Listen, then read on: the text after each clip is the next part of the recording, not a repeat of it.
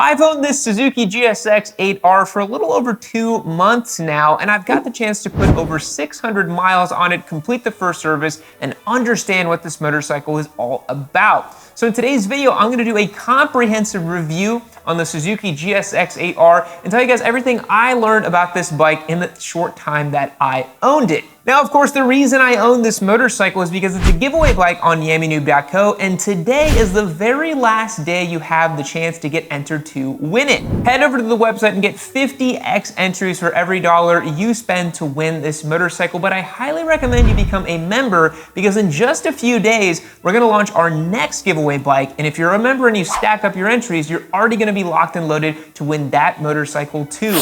And you're not gonna wanna miss it because it is very spicy and very cool. I've been waiting to do this bike for a long, long time, so go and check that out and make sure you get signed up. All right, so before I bought this motorcycle, I was punching down on it a whole lot in my videos. I kind of called it the Me Too parallel twin sporty bike, not so super sport thing. It definitely felt like a motorcycle that came a little bit too late and was punching just a little bit above what the other bikes in the category were. We made a lot of content with this machine, so if you want to see anything in particular and in detail, go and check in the back catalog as well. I detailed this motorcycle against all its different competitors, but where I think the Suzuki GSX-8R really strikes against all the competitors is its balance. This is really a do-anything motorcycle. We modified this bike and put a battery tender on it, cruise control, a little bit of luggage, and just made it overall a lot more fun to ride on the daily and able to do a little bit of light touring duty. Combine that with our ECU flash, the exhaust, and the tune, and I really think we made this motorcycle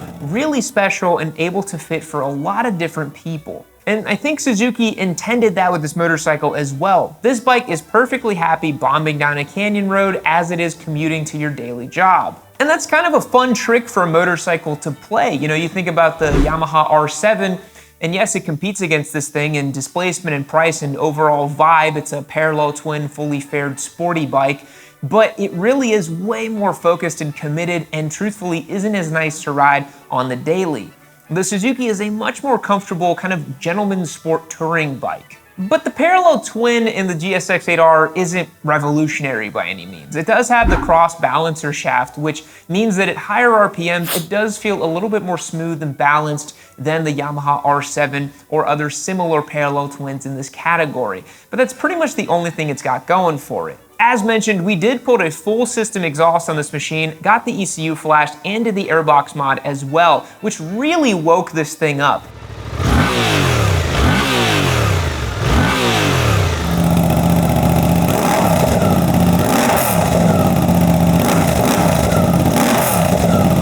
The intake honk you get out of it now is really fun and exciting. You get this really burbly, poppy, crackly kind of exhaust out of it, and using the quick shifter up makes the bike feel very European in the way it delivers its power and its smoothness throughout the rev range. And again, I've mentioned this plenty of times about this bike, but the auto blip down is really not so great. I would rate it a 4 out of 10. If you do get a Suzuki GSX-8R, you're gonna have to just use the clutch for the downshifts because that's what I would do. It's so bad. But inherently with a twin cylinder motor, it's kind of hard to make the auto blip work really, really well. I've never used an auto blipper on a twin cylinder that I felt actually worked appropriately, other than Ducati's. Granted, that is a V-twin and not a parallel twin, and V-twins inherently have a little bit more balance than a parallel twin, even these with the cross balancer shafts and all that sort of stuff. But those mods combined gave us an extra 10 horsepower and 10 foot-pounds of torque across the entire rev range, which for a motorcycle that only makes about 83 claimed horsepower is a big jump, and you definitely feel it.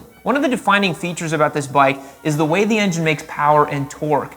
You know, even though it looks like a fully fared sport bike, this engine is obviously much more at home in a naked bike and an ADV bike, which this thing shares with the GSX-8S naked bike and the V-Strom 800DE adventure bike. Given a very tight gearbox and a really torquey mid-range, this thing is super fun to peel away from the stoplight and just row through the gears. And that gearing is really, really great. You know, I think you can easily use first through fifth gear on the daily. If you're riding this thing in a twisty environment, you actually get to use all of the gears almost, except for sixth, unless you're a total lunatic. But in a lot of twisty conditions, you're rowing between second through fourth gear, getting to really interact with the motorcycle. It's a lot of fun. I also really appreciate the fact that Suzuki made this thing very straightforward. You know, if you've ever used a Japanese bike or worked on a Japanese bike, everything falls to hand exactly as you would expect. And I really, really appreciate the fact that the mode selector buttons are so like no muss, no fuss. You just press the mode button, you get the TC or the drive modes. And truthfully, I set it to ride mode A and then I think TC at 1, and I never felt the need to change anything. It just works exactly the way it's intended. The fueling is really nice and crisp. You get a really nice pickup off the throttle. It's really barky, really nice and tactile. There's no delay in the throttle or anything like that. And again, because the auto blip doesn't work that great, you end up using the downshifts the traditional way with the clutch and all that, and it works just fine. But this motorcycle is substantial though. That's something I definitely noticed when I rode it more and more compared to an Aprilia RS660 or an R7, which are these things' main competitors.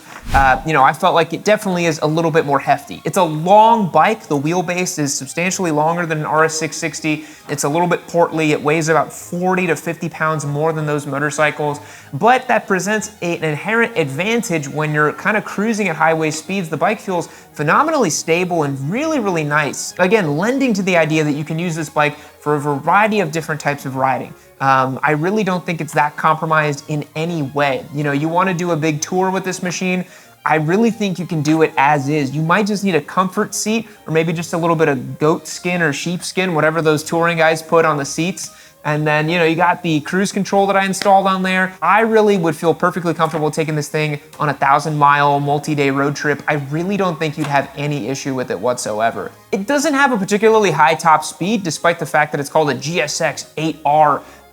Old school riders might imagine that this thing is like a 750 and it's gonna, top out at like 160 miles an hour. When in reality, it has a top speed of about 134 miles an hour. I never really saw much above 120, 130 in my testing with the bike. I never felt the need to go that much faster with it.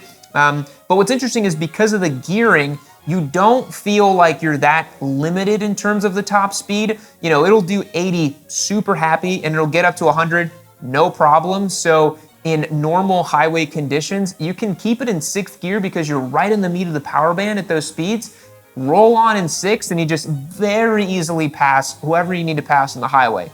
So if you're considering this motorcycle for a lot of highway duty, it will easily and happily do that. I was really impressed with how it did that. One thing I do have to point out, because I don't get fully faired motorcycles that often to give away, it just confirms my belief that a naked bike is better for the street in almost every capacity. Although this motorcycle is nice to ride on the highway, I don't feel like there's that much more improvement for wind dispersion given the fairings. And the drawback is to install parts or to service the machine, it is a huge pain in the butt to deal with all of these push pins and all of these fasteners and all of these oddball little bolts. There's like 4 different hex sizes on the bolts here. Just between these two, the gas tank and this top fairing, there's already 2 sizes. One's a 4 mil, one's a 5 mil. There's push pins underneath a lot of this stuff. For me personally, I think fully faired bikes are totally useless for the street. Again, unless you're trying to do 150 mile per hour runs with your boys on the highways, which you shouldn't be doing anyways. But if you are doing that, obviously you're gonna want a fully faired bike. But I think in this category, for a bike that isn't gonna go much faster than 120 miles an hour, you should just get a naked bike because it just makes life so much easier. Now, ergonomically speaking, the GSX-8R kind of sits like a naked bike. This thing is like, imagine a big plus-sized Ninja 400 or an R3. It sits exactly like that. And I think that's really nice. That makes it a very comfortable street bike. Even myself with a back that doesn't really agree with super sports for a long time on the highway, this motorcycle was totally cool because it's not really a super sport. It's a lot more upright and comfortable. I saw pretty impressive fuel economy and range figures for this machine. I regularly could get it to about 50 miles to the gallon depending on how I was riding. Granted, I think after the ECU flash and the tune, you're throwing a lot more gas at this thing, so I would expect those figures to probably drop by about 10% if I were to guess, probably about 45 mpgs, but I think that's still totally reasonable and realistic for a motorcycle that can probably do about 170 to 190 miles to a tank.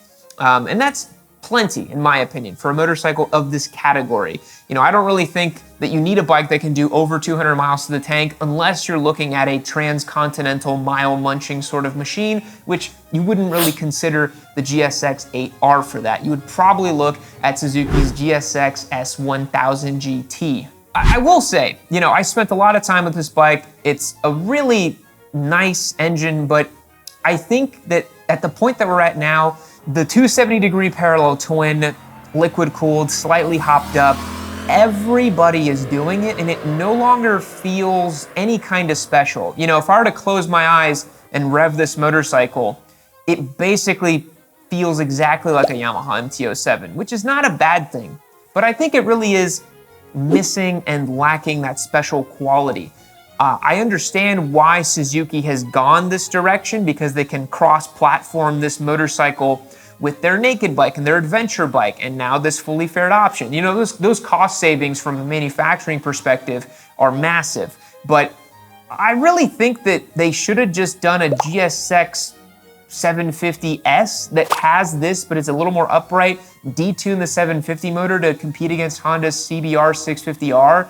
And I really think you would have had a big winner in this category, because this category no longer has an inline four other than the CBR 650R. And that bike is very unique now because it's the only fully fared inline four street appropriate motorcycle that you can buy.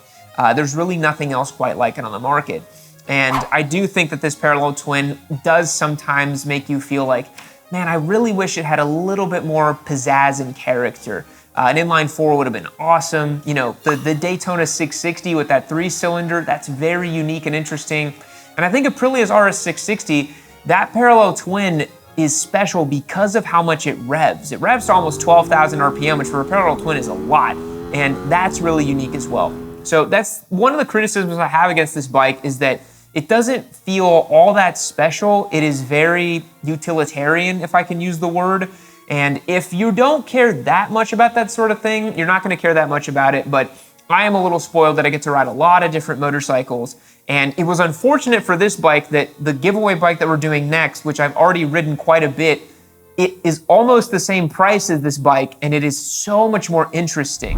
You guys are gonna see in a couple of days, but if you don't wanna wait, you can always join the Discord server and check it out. But you know, I really enjoyed this bike. I think dollar for dollar, it can be tough to make the value comparison for it. You know, we did that whole huge comparison video where I talked to you guys about how the MT-09, for example, is cheaper than this bike, and I think it provides way more bang for buck.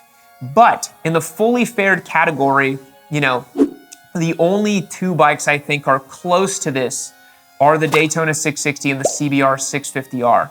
The R7 and the RS 660 are way more sporty. You know, they're about 50 pounds lighter, I think phenomenally capable on track, way more of like, you know, a lightweight fun sports bike. This thing really is a jack of all trades. That's how you have to think about this machine. It's very similar to the CBR 650R. And it's tough. If you put those two bikes next to each other and made me pick one, I might end up picking the Honda just because it does have an inline 4-cylinder engine, and that makes a big difference. But I do think that this bike has a really nice place because it's got a lot of low down grunt, and they've tuned it to have a ton of mid-range grunt too. And that does make it really fun for the street. Having low down accessible power makes this thing really, really enjoyable to ride. And look, it looks really cool. You know, I can't deny it. This is a really cool looking motorcycle. It's yellow, it's exciting. And for a lot of people, that is extremely important. They want a cool looking bike that's a cool color that they can be proud to own. So I think overall, Suzuki definitely hit their mark. It's a bike that's full of balance. It works really well. It's gonna be bulletproof, reliable. I already know that it's a frickin' Suzuki, and it's very simple to get along and understand with. So as a second motorcycle, really nice choice. Is it as exciting as I would want in a motorcycle? Not particularly. You know, given the fact that it has that jack of all trades flavor, it can be a little milquetoast in some ways. But I think overall, I would rate this bike a solid 8 out of 10. I think it's well executed, it looks cool, it's a little too expensive for my taste, but everything is kind of in that $9,500 price point now. And again, if you're looking at an RS660, that thing is like $11,500. It's a lot more money. So I do think the Suzuki represents pretty good value for money, pretty good build quality, excellent reliability, cool looks, and a jack-of-all-trades bike. So guys, that's my comprehensive review on the GSX-8R. I thoroughly enjoyed owning this machine for the short time that I had it. Had a lot of fun putting the miles on it, giving the modifications to you guys, and showing you guys what this bike is all about. Remember, today's the last day you have to get entered to win this bike. So head over to yami.co, become a member, get your chances locked and loaded to win this bike, and then hold on to your entries, because in a few days, we are launching our next giveaway bike, and you are not gonna wanna miss that one either. We'll catch you guys in the next one. See you later. Folks, you made it to the end of this video. That's it. There's nothing else. I'm sure it was a good one. I don't know what happened in it, but I do know that this GSX-8R is ending as a giveaway bike, and I don't want you to miss it. So head over to yami.co and become a member. It's a great way to support the show, and I'd love to see you on the Discord server. So don't miss out. Hit that link down below. But in the meantime, hit this link right over here and keep watching the next video. You're not going to regret it.